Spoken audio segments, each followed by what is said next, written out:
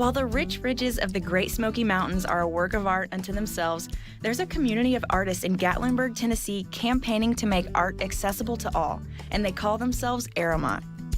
How long have you specifically been here with Aramont? Well, that's a good question, because I first took a workshop here 32 years ago. Okay. I was a high school English teacher. I moved to this area. I got interested in design, interested in building my own house, and I apprenticed in a glass studio.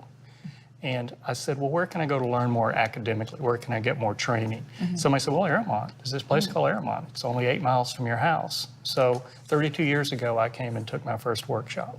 Consequently, I took workshops for 6 or 7 years here.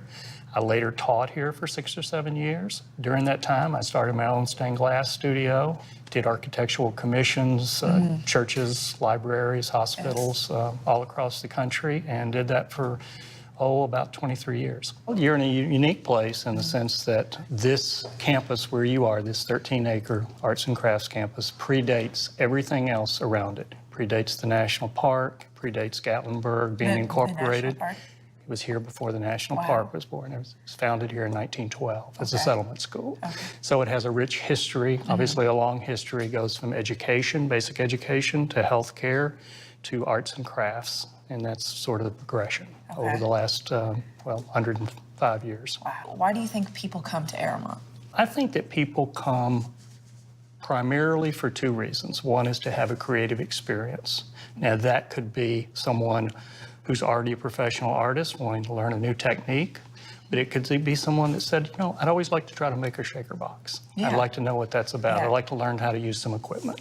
The second thing really has to do with community. When you come here, you're welcomed into a very welcoming community. Being an artist inherently puts you in a vulnerable position. That's for a new person who doesn't think they're an artist. That's for an experienced artist. You still, when you start the creative process, you're vulnerable. So this is a safe, welcoming place where everybody is having, regardless of their skill level, their background, they're having that experience of trying to learn something new, to reflect, to problem solve, and to create. Yeah.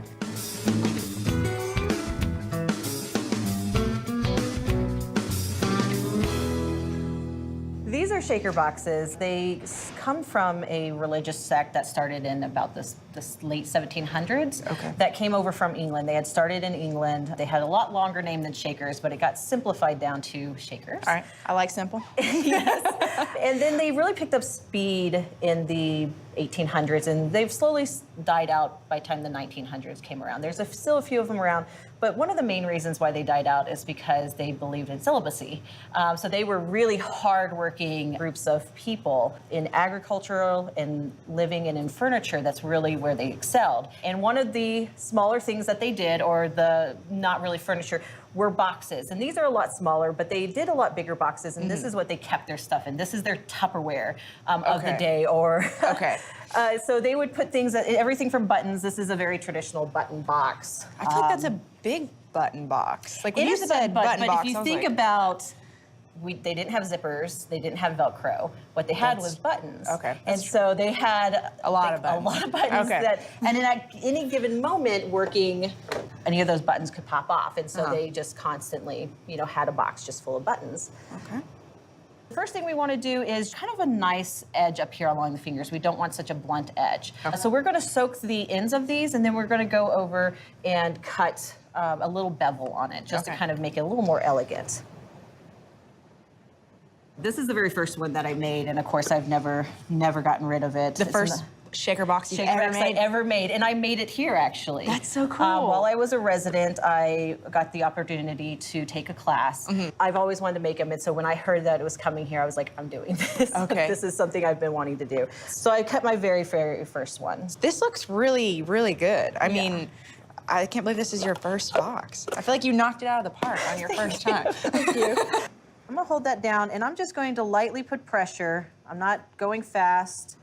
I'm gonna start pulling this around very slowly. I'm gonna just lightly lift up and turn that over. Do you find that you get a lot of women that want to come take the woodworking class? We have quite a few women every week who come in and take a class. Every once in a while, it's almost a full class of women. Really? In the woodworking, and the same with the turning. It really depends week to week and who's teaching and what they're teaching. You do find that women do kind of want to lean towards one specific type of thing than the other. Yeah. But we had a table making class and we had a spoon carving class, our last two classes, and those had mostly women, 90%, I would say. That's so cool. Ones we're doing are number 2s. Okay. So we're going to take these.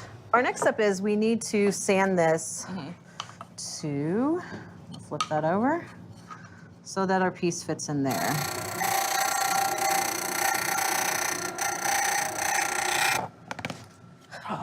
Yes! Box.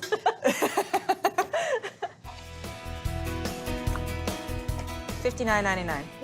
While the folks that create on this campus are equally adept at finding new forms as they are at forging new friendships, it's only taken me a few hours to see that this is about a lot more than fine art.